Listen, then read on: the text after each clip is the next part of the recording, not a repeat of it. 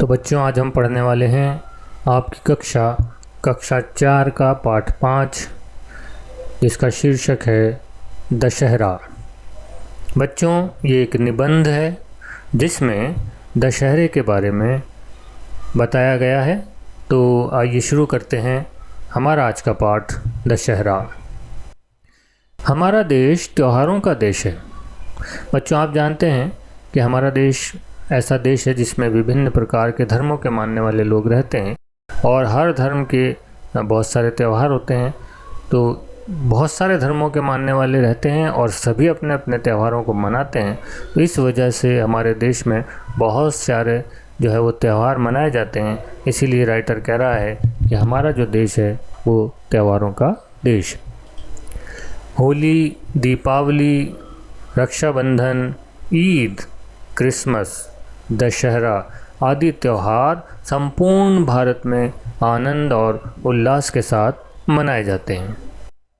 यहाँ पे लेखक कह रहा है कि इतने सारे त्यौहार हैं, होली, दिवाली, रक्षाबंधन, ईद, क्रिसमस, दशहरा वगैरह, ये सारे जो त्यौहार हैं ये संपूर्ण भारत में यानी पूरे भारत में आनंद के साथ और उल्लास के साथ, खुशी और जोश के साथ मनाए जाते हैं। दशहरा हमारे देश का प्रसिद्ध त्यौहार है। ये त्यौहार आश्विन माह में शुक्ल पक्ष की दशमी तिथि को मनाया जाता है। बच्चों, हिंदू पंचांग के अनुसार जो आश्विन माह है, जो कि 7वां महीना होता है, उस महीने में शुक्ल पक्ष की दशमी तिथि को यानी शुक्ल पक्ष की जो 10वीं तारीख है, उस तारीख को ये मनाया जाता है। बच्चों, आप जानते हैं हिंदू पंचांग में प्रत्येक माह को, क्योंकि ये पंचांग जो है वो ल्यूनर कैलेंडर है यानी ये चंद्रमा पर आधारित पंचांग है, तो इसलिए जो प्रत्येक माह है हिंदू पंचांग का, उसमें महीने को 2 भागों में बांटा गया है 15-15 दिन के। जैसा कि आप जानते हैं कि अमावस जब शुरू होती है तो 15 दिन तक अंधेरा रहता है, तो उसको कृष्ण पक्ष कहते हैं, क्योंकि कृष्ण का मतलब काला भी होता है।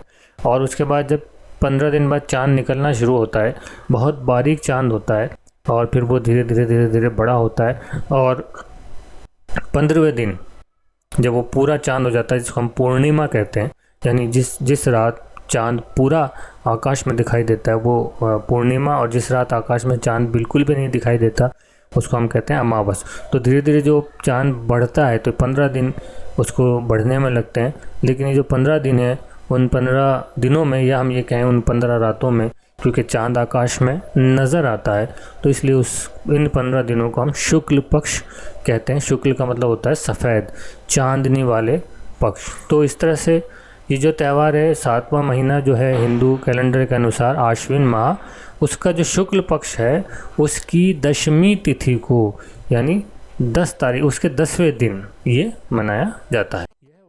यह वर्षा की समाप्ति तथा शरद के आगमन का सूचक है।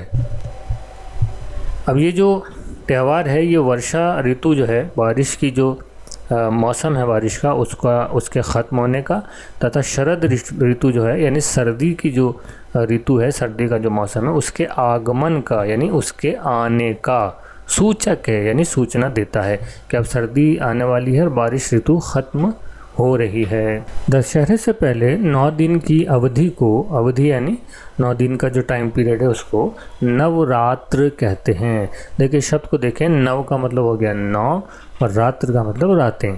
तो दशहरे से पहले की जो 9 दिन और 9 रातें हैं उनको हम नवरात्र कहते हैं। यह शारदीय नवरात्र कहलाते हैं। इन 9 दिनों में बड़ी धूमधाम से माँ दुर्गा के 9 रूपों की पूजा की जाती है। क्योंकि माँ दुर्गा के 9 रूप की पूजा की जाती है, इसलिए शारदीय नवरात्र, क्योंकि इनका संबंध माँ दुर्गा से, और माँ दुर्गा को माँ शारदा भी कहा जाता है, तो इसीलिए इसको शारदीय नवरात्र भी कहते हैं। प्रथम दिन कलश स्थापना का होता है। पहले दिन जो है वो कलश स्थापित किया जाता है, और अंतिम दिन अर्थात 10वां दिन, 9 दिन तक तो नवरात्र चलते हैं, लेकिन जो 10वां दिन है उसको विजयदशमी के रूप में मनाया जाता है, यानी दशहरे के रूप में 10वें दिन को दशहरे के रूप में मनाया जाता है। हमारे देश में विजयादशमी के पर्व का इतिहास बहुत पुराना है। निश्चय पूर्वक नहीं कहा जा सकता, यानी यकीन के साथ हम ये नहीं बता सकते कि यह पर्व यानी यह त्यौहार कब से मनाया जाता रहा है।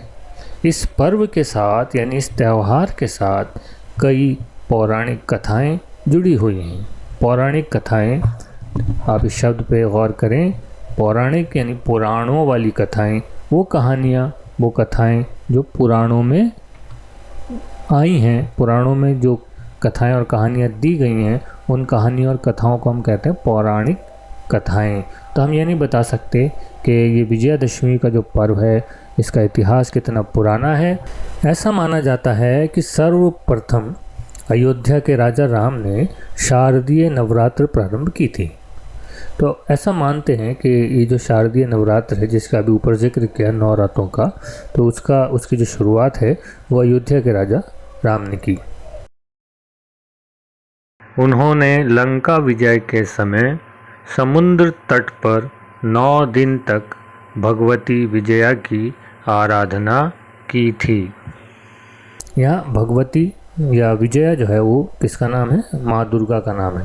भगवती शब्द बना है, इसका जो अर्थ है भाग्यवती, यानी जो भाग्य की देवी है, और जो 6 प्रकार के जिसके पास जो है वो गुण हैं, वर्चस्व, धर्म, शोहरत, समृद्धि, वृद्धि, ज्ञान और भेद, तो ये भगवती जो है या विजया जो है उसकी उन्होंने आराधना की ताकि उनको युद्ध में कामयाबी मिले।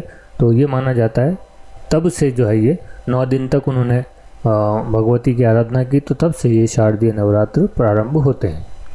भगवती की कृपा से उनमें अपार यानी बहुत ज़्यादा, जिसका कोई पार ना हो, शक्ति का संचार हुआ। उन पास आ गई बहुत ज़्यादा शक्ति, बहुत ज़्यादा ताकत, ऐसी ताकत जिसका कोई पार ना हो, उनके भीतर जो है वो उसका संचार हो गया। तत्पश्चात दशमी के दिन, 9 दिन तक तो उन्होंने पूजा की, और 10वें दिन, दशमी के दिन लंका के राजा राक्षस राज रावण का वध करके एक अन्यायी से संसार को मुक्ति दिलाई थी।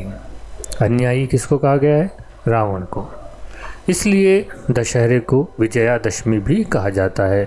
विजया तो क्यों कहा जाता है? क्योंकि विजया यानी माँ दुर्गा की पूजा 9 दिन तक की थी उन्होंने, और दशमी इसलिए लगाया गया है क्योंकि 10वें दिन उन्होंने जो है रावण को हराया था। तो इसलिए इन 2 शब्दों को, विजया और दशमी को जोड़कर इस त्यौहार को हम विजयादशमी भी कहते हैं।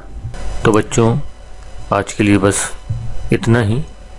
आज हमने पढ़ा कि हमारा देश त्योहारों का देश है, और हमारे देश में विभिन्न प्रकार के त्यौहार मनाए जाते हैं, जैसे होली, दिवाली, रक्षाबंधन वगैरह। और हमने ये भी पढ़ा और जाना कि इन त्योहारों में एक प्रमुख त्यौहार है दशहरा, जो कि सर्दी के आगमन पर मनाया जाता है, और आश्विन माह में शुक्ल पक्ष की दशमी तिथि को मनाया जाता है।